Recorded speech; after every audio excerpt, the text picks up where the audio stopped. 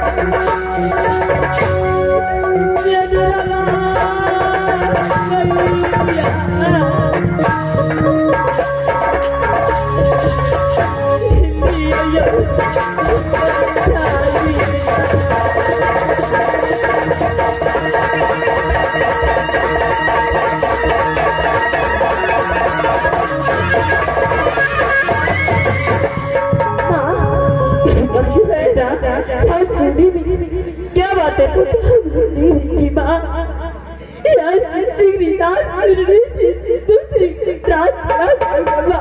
बेटा, बात क्या है मुझे साफ साफ बता। इतना घबराहट क्यों तेरे दिल में हो रहा है पुत्र, मुझे बताओ। हाँ बता। मेरे पिताजी को बुला करके मेरे पिताजी को सरकार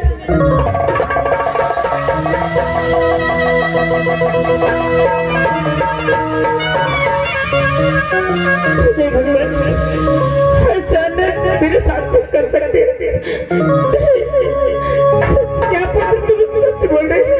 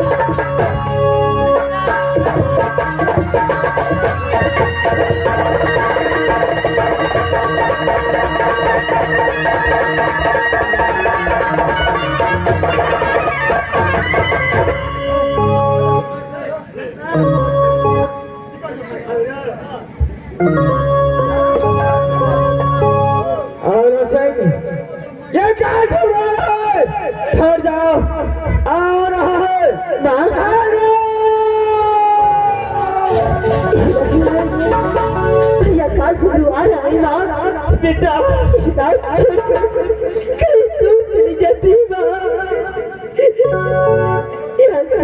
चलिए बेटा, लेकिन यहाँ से कहाँ जाएंगे पुत्र? माँ चलो इतराज करूंगा तो भैया काल से मुझे नहीं छीनेगा। बेटा एक तेरा छोटा भाई है, इसके लेकर कहाँ जाओगे बेटा, कहाँ जाओगे?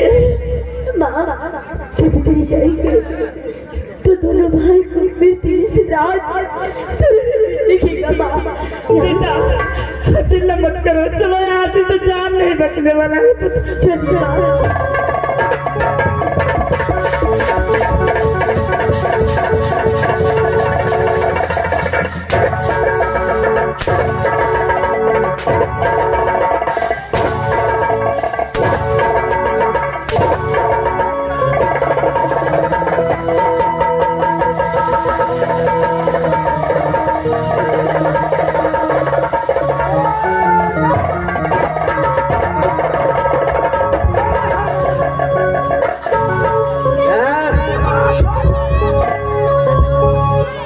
जब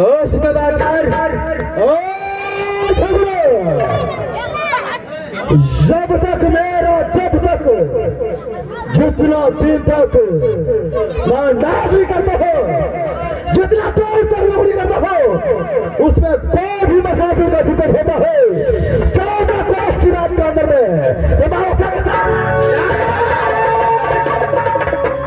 चाल छगड़ को जो भी इच्छा है वही करना है।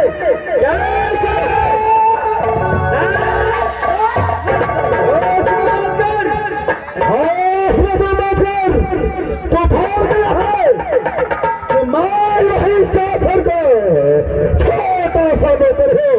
अच्छा तो मेरा जोड़ का तेरा बाप तुम कभी पहचान है अपने बाप को, पहचान है। अच्छा छल में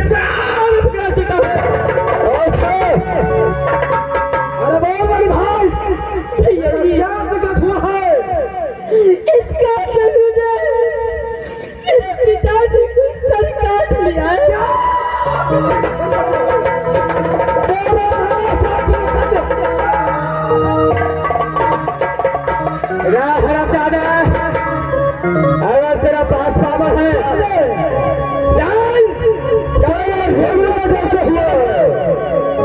तेरा अगर पास पावर है बता तो छुप करके तूने वार किया। तेरा माँ बाप क्या खिलाया, कितना मक्खन खिलाया है मुझे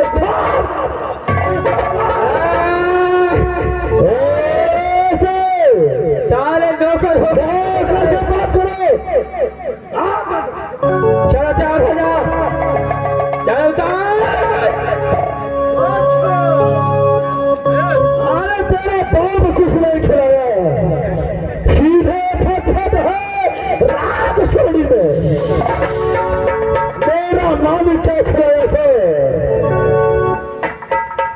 बाबा ना सुना भैया कोई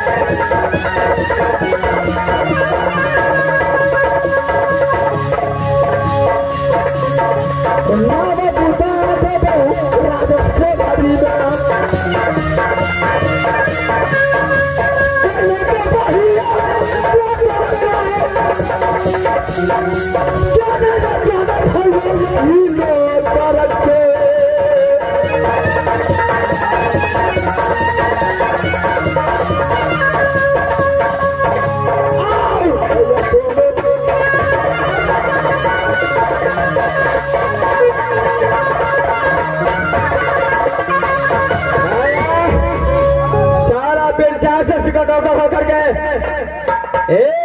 उसके बारे में बोलता है क्या है तेरा बाप का चौथा सूखा ये भोजन नहीं किया है, रात 4 को भोजन किया है, जब तक नीमक खाया है उस 14 कोस का रखवारी बोझे। चलो सारे शस्त्र ला करके जोत करो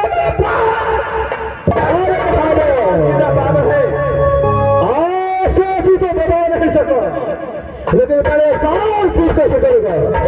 चलो ठीक है तुम जानता है यह मामूली सा नगर है, मुझे जाकर मेरे महाराज पिता को समाज को निसर करता है। अच्छा उसको छोड़ वालों को पीछे पड़ा है। मैं आशा नगर है, मेरे महाराज आशा सिखाया है, जो आगे कदम रखता है तो पीछा। चल तैयार हो जाओ, चाल तैयार हो जाओ।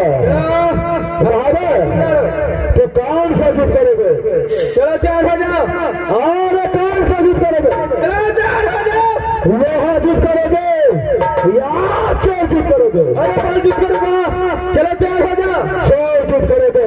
चलो तेरा माँ बाप वही सिखाया है तो चलो तैयार हो जाओ। चलो तैयार हो जाओ। चलो तैयार हो जाओ।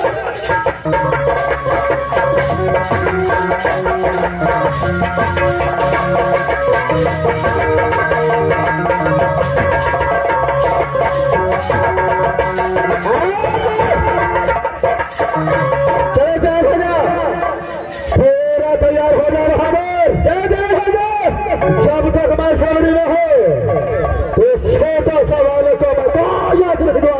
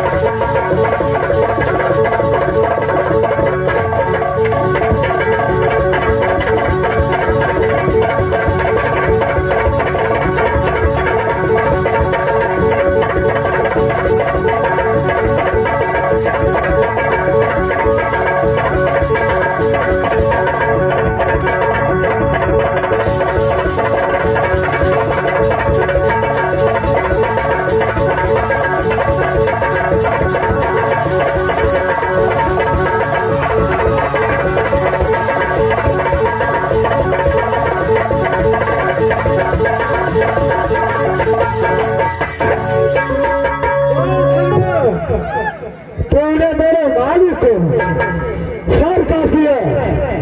तू समझता था कि कोई इसी राज में से रक्षा करने वाला नहीं है। और मेरा कौन है दुश्मन है। आखिर जमाना